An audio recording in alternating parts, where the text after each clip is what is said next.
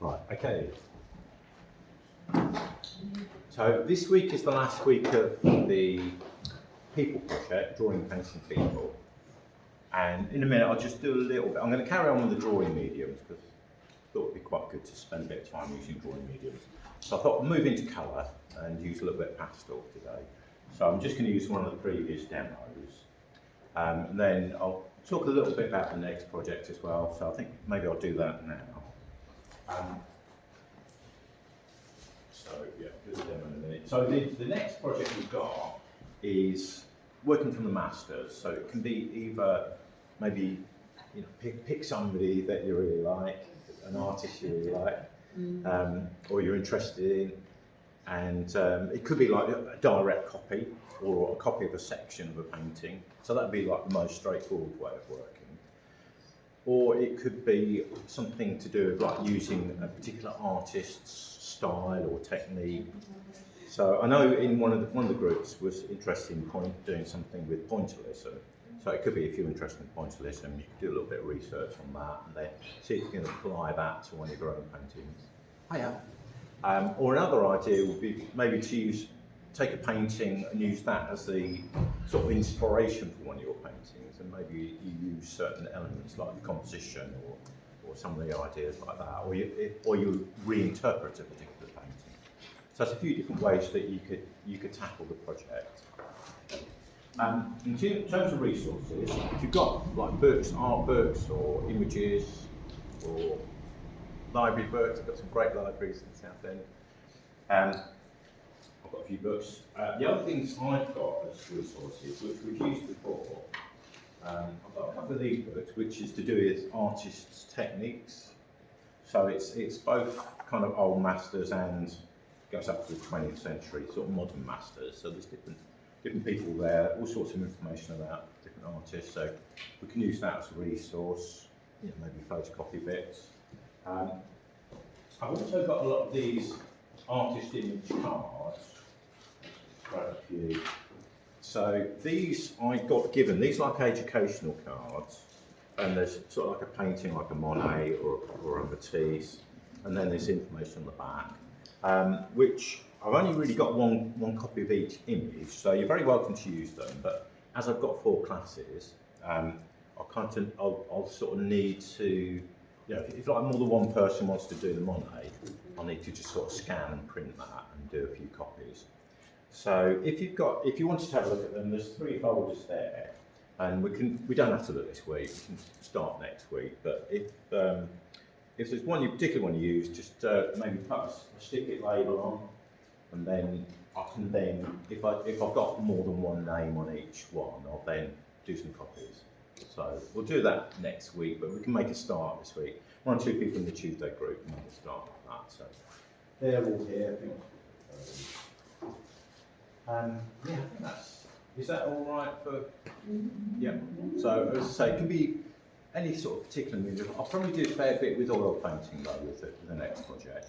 So I thought most of them, the old and modern masters used oil paints.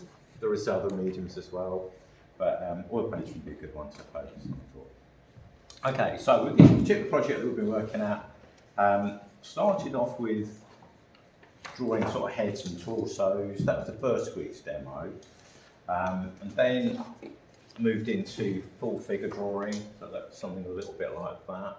And then last week I was encouraging you to use tonal values and perhaps try copying upside down or working upside down, perhaps putting some tone down and lifting out and drawing in. So that was the idea last week. This week I thought I'd just use one of the demos I've started already. So I think that was the one I started in this class. But as I've done quite a bit on that already, I'll swap to give them one. And just add a little bit of colour. So I'll use this bit. And move those out of the way. So with pastels, if you're interested in using pastels, these are, I think quite a few of you have got these already. You can get some really nice quality pastels. These are sort of like mid-range. These are a good place to start. They're perhaps about 12 or 15 quid a box, and you get a really good range of colours for the money. So that, and also I quite like these half size because unless you're working really big, you don't need huge pastels. And it means that you can kind of cut the pastel down either on its side, or you can use this. I quite like the fact that they're square as well, because you get some sort of nice sort of square marks, or you can use the edges and get slightly smaller marks. So they're quite good for that, and a good range of colours. So in terms of working an image like this up, I would probably start with some of the darks or mid-tones. Probably mid-tone is quite a good place to start. So I'm thinking there's some shadows there, got some shadows around here. There's some kind of quite dark shadows around these areas. In some ways that might be a bit too dark early on. It might be better to go a little bit like this first. And then probably work up something that's a little bit flesh toned. I find with pastels it's really hard to get naturalistic colours, so I do quite a bit of blending on the paper. So I'll perhaps go in with something like that and then find something a little bit lighter. And the other thing is the lighter tones, lighter colours, if they get a bit dirty, you end up getting dirt on the drawing. So I tend to have a bit of tissue or a bit of rag just for lightening up. So I would probably work something in like that to start with. And then with one of these paper blenders, it's probably a good idea to keep different ones for different colours, or maybe one for light tones and one for dark. And work some of that into the paper.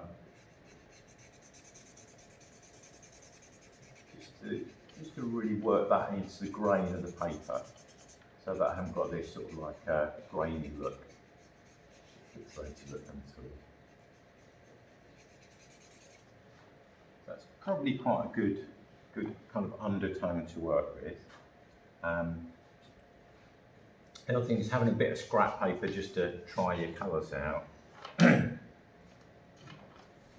so I think I'll go back in and let's lighten this a bit in places. Try and get some lighter tones here, some lighter tones in here. Part of the bridge of the nose would be lighter, but I would need to get that a little bit darker either side.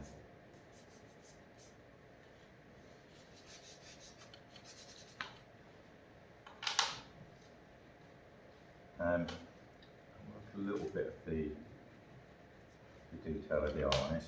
And then when I find that once I get to a certain point, it's quite hard then to get any definition with the chalk pastel. So I tend to go for pastel pencils then, which are a little bit easier to push around.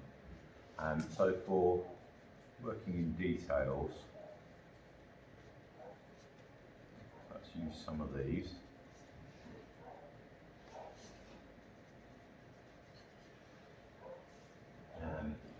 Got a few different shades of grey.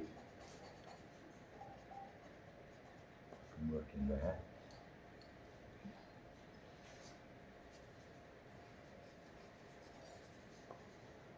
Let's go a little bit deeper here. Let's go back a little bit to these. Let's lock in some areas here.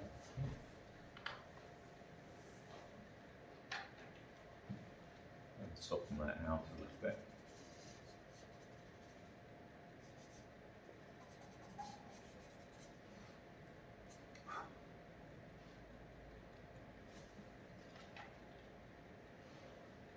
And then adding highlights and areas where it's a little bit lighter. I can then use pencils for that. You probably come to a point where you might find that the paper gets a little bit clogged. You can do a certain amount of layering colours in there, then you get to a point where it all sort of clogs up and you can't get any more pastel gel on there. And at that point, I tend to use like an old bristle brush, either a bigger one or a little tiny one.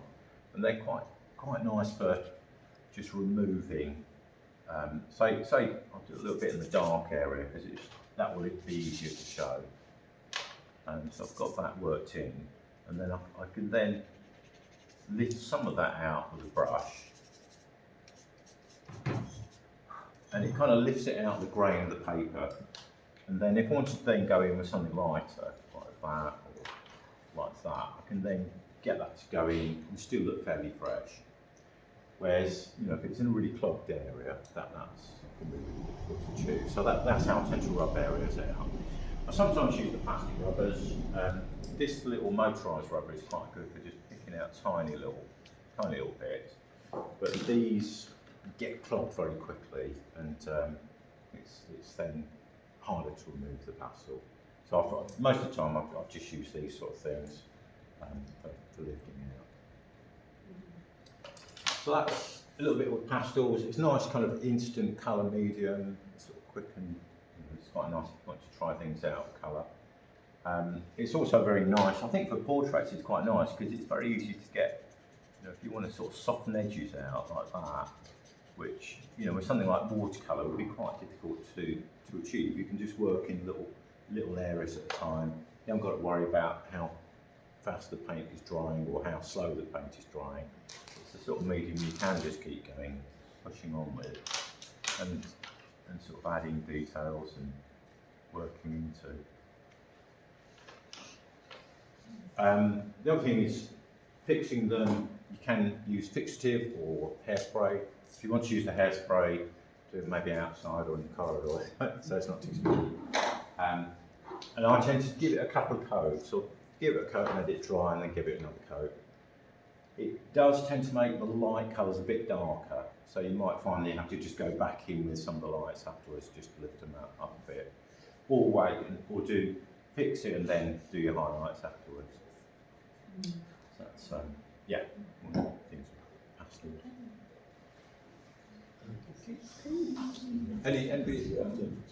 Any questions? No, all good to go.